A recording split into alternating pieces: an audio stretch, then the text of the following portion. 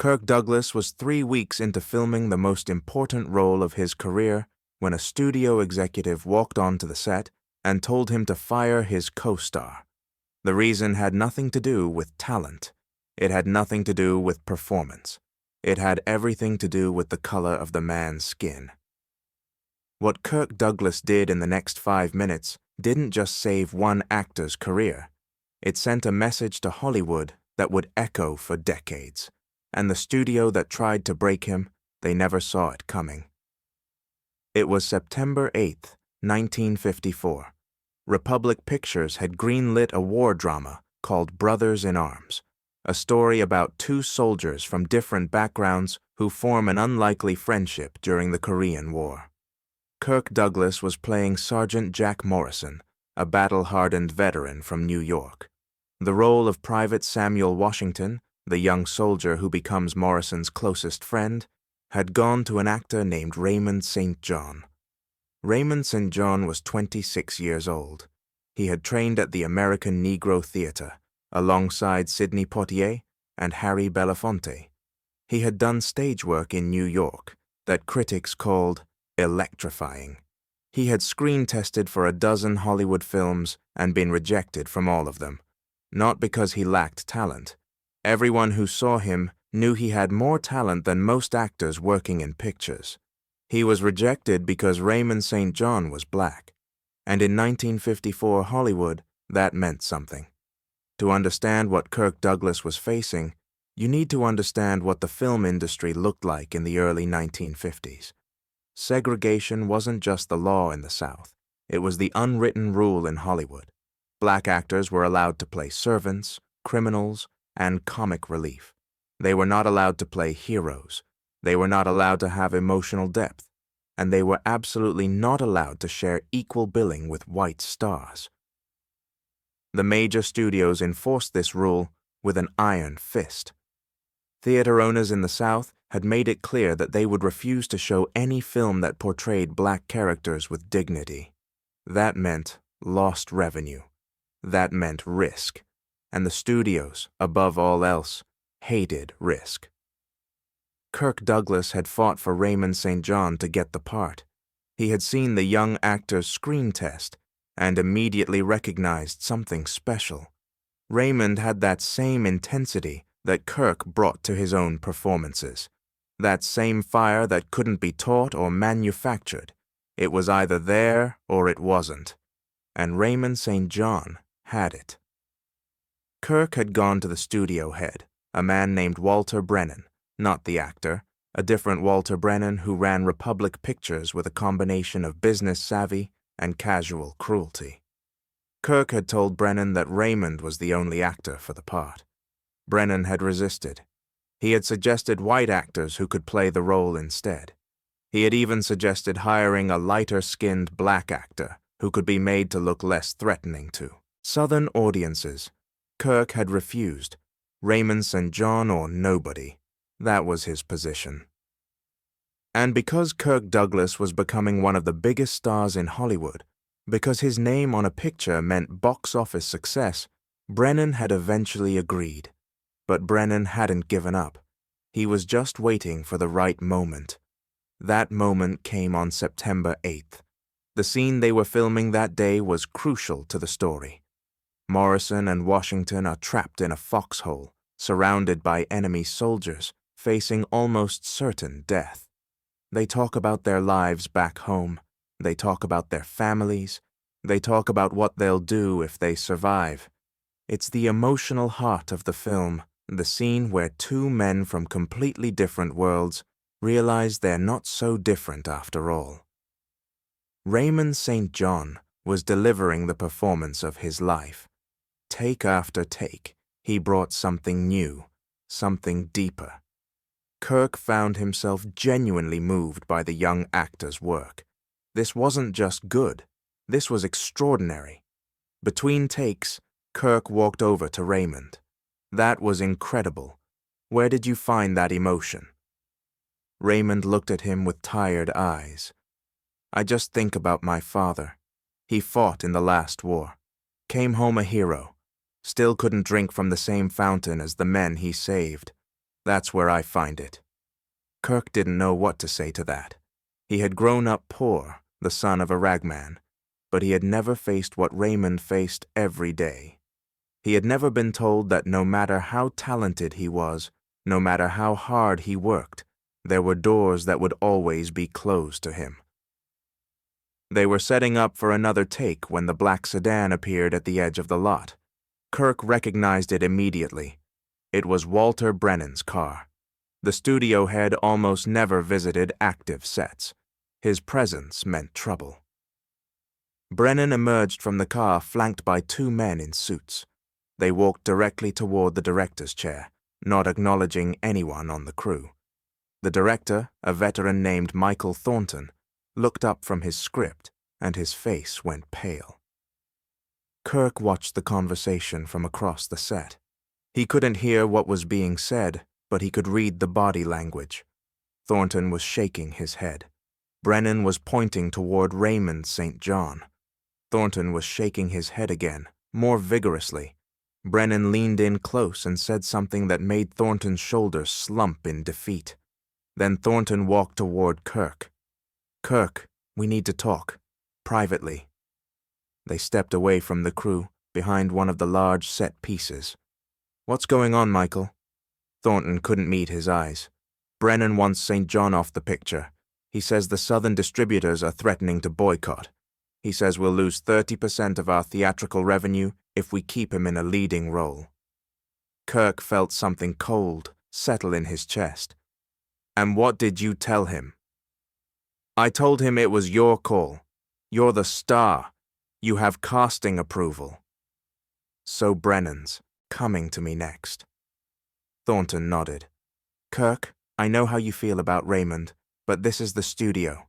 They can shut down production. They can bury the film. They can make sure neither of us works again for years. You need to think about what you're risking here." Kirk looked across the set to where Raymond St. was sitting in a canvas chair, studying his script, completely unaware that his career was being decided 50 feet away. "I don't need to think about anything," Kirk said. "I already know what I'm going to do." Walter Brennan approached Kirk Douglas with the confident stride of a man who expected to get what he wanted. He had been getting what he wanted for 30 years in Hollywood. He had destroyed careers. He had buried films. He had broken actors, directors, and writers who dared to challenge his authority. Kirk Douglas was just another obstacle to be removed. "Kirk," Brennan said, extending his hand with a smile that didn't reach his eyes. "Hell of a production you've got going here. I've seen the dailies. Impressive stuff." Kirk shook his hand briefly. "What do you want, Walter?" Brennan's smile flickered. "Right to business. I respect that." He lowered his voice. "We have a problem with your co-star, the Negro. St. John. His name is Raymond." Brennan waved his hand dismissively. "Whatever. The Southern theater chains are threatening to boycott. They say they won't show a picture where a colored actor has equal billing with a white star. That's 30% of our revenue, Kirk. Maybe more. That sounds like a distribution problem, not a casting problem. It's the same problem. The only solution is to recast the role. We can find someone else, someone who won't cost us the Southern market." Kirk was quiet for a moment. When he spoke, his voice was calm. "Walter, have you seen the footage we shot today?" Brennan blinked. "What?" "The footage. From today. Have you seen it?" "No, I haven't had time to—" "Then let me tell you what you'd see if you watched it. You'd see one of the best performances I've ever witnessed on a film set. You'd see an actor with more talent in his little finger than most of the leading men at your studio have in their entire bodies. You'd see the emotional core of this entire picture." Kirk took a step closer to Brennan. "And you're asking me to throw that away because some theater owners in Alabama don't want to see a black man treated like a human being?" Brennan's face hardened. "I'm not asking you, Kirk. I'm telling you. Either St. John goes, or this production shuts down today. Then shut it down." The words hung in the air. Crew members had stopped what they were doing. Everyone was watching now. Even Raymond St. John had looked up from his script, sensing that something significant was happening. Brennan laughed, but there was no humor in it. "You're bluffing. Try me. Kirk, be reasonable. This is business. Nothing personal against the colored fellow. He's talented, I'm sure. But talent doesn't pay the bills. Box office pays the bills. And the box office says he goes." Kirk Douglas took another step forward. He was inches from Brennan's face now. "Let me tell you something about business, Walter. I've been in this industry for almost 10 years. I've made you and studios like yours a lot of money. Champion, The Bad and the Beautiful, 20,000 Leagues. Those pictures made millions. And they made millions because audiences came to see Kirk Douglas." He jabbed his finger toward Brennan's chest. "So here's the new business arrangement. Raymond St. John stays on this picture. He keeps his role. He keeps his billing. And when this film is released, his name goes on the poster right next to mine. If the Southern theaters don't want to show it, that's their loss. Because I guarantee you the rest of the country will show up. And they'll show up because this is going to be a great film. A film with two great performances. Mine and his." Brennan's face had gone red. "You're making a mistake, Douglas. A big mistake. I could end your career." Kirk smiled. It was not a friendly smile. You could try. But here's what would happen. I'd call every reporter in Los Angeles. I'd tell them exactly why Republic Pictures shut down Brothers in Arms. I'd tell them that Walter Brennan fired a talented young actor because of the color of his skin. And then I'd watch while your studio becomes synonymous with bigotry and cowardice." He leaned in closer. "How do you think that would play in New York, Walter? How do you think that would play in Chicago? How about Los Angeles? You might keep your 30% in the South, but you'd lose everything else. Everything." Brennan stared at Kirk for a long moment. The crew was frozen. Nobody moved. Nobody breathed. Finally, Brennan spoke. His voice was quiet, controlled, but there was fury underneath. "You'll regret this, Douglas. Maybe. But I'll be able to look at myself in the mirror. Can you say the same?" Brennan turned and walked back to his car without another word. His men followed. The sedan pulled away, leaving a cloud of dust that slowly settled over the silent set. Kirk turned to face the crew. Everyone was staring at him. "All right," he said. "Let's get back to work. We've got a movie to make." As the crew slowly returned to their positions, Raymond St. John approached Kirk. His eyes were wet. "Mr. Douglas, I don't know what to say. Don't say anything. Just give me that same performance in the next take. That's all the thanks I need." Raymond nodded. He extended his hand. Kirk shook it firmly. "Nobody's ever done anything like that for me before," Raymond said quietly. "Nobody." Kirk looked at him. "Then we need to change that. Starting today." Brothers in Arms wrapped production in November of 1954. The Southern theater chains did boycott, just as Brennan had predicted. But Kirk had been right about the rest of the country. The film opened strong in New York, Chicago, Los Angeles, and every other major market. Critics praised it as one of the most honest war films ever made, and they specifically singled out Raymond St. John's performance as a revelation. Raymond St. John went on to have a career that spanned 4 decades. He never became a major star. The industry wasn't ready for that yet. But he worked consistently. He played doctors, lawyers, teachers, fathers. He played human beings, not stereotypes.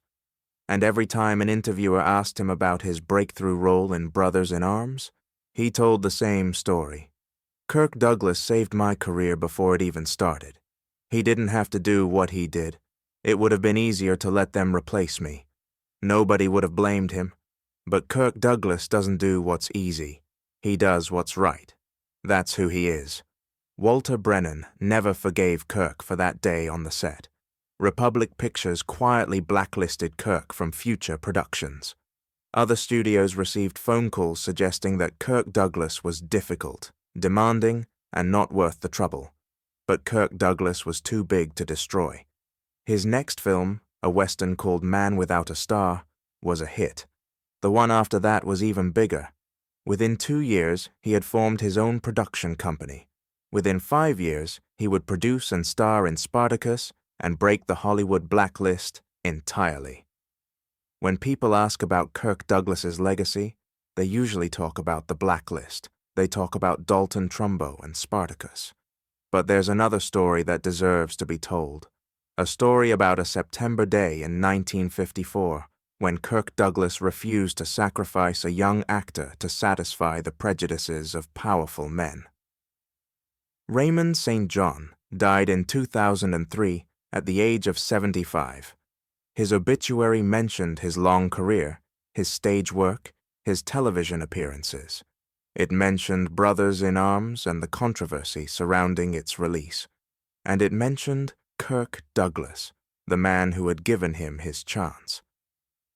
At Raymond's funeral, his daughter read a letter that Kirk had sent. Kirk was too frail to attend in person, but his words were there.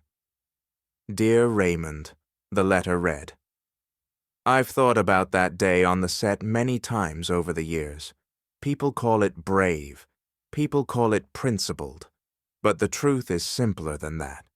I just couldn't stand by and watch them do that to you. I couldn't pretend it was acceptable. I couldn't be the kind of man who lets injustice happen because it's easier than fighting. You taught me something that day, Raymond. You taught me that talent is talent, no matter what package it comes in. You taught me that courage means nothing if you only show it when it's convenient. And you taught me that sometimes the most important battles aren't the ones that make headlines. They're the quiet ones, the ones nobody sees, the ones where you just stand up and say, no. I'm proud to have known you. I'm proud to have worked with you. And I'm proud that we made a damn good movie together. Your friend, Kirk Douglas. Raymond's daughter could barely finish reading. The audience was in tears. That's the story of Kirk Douglas and Raymond St. Two men from different worlds who stood together when it mattered. Two men who proved that in Hollywood and in life, the only thing more powerful than prejudice is someone willing to fight against it. Kirk Douglas made over 90 films in his career. He won awards. He broke records. He changed the industry in ways that are still being felt today. But ask anyone who knew him what they remember most, and they'll tell you stories like this one. Stories about the times when Kirk Douglas had every reason to stay quiet and chose to speak up instead. The man who never bent. The man who never broke.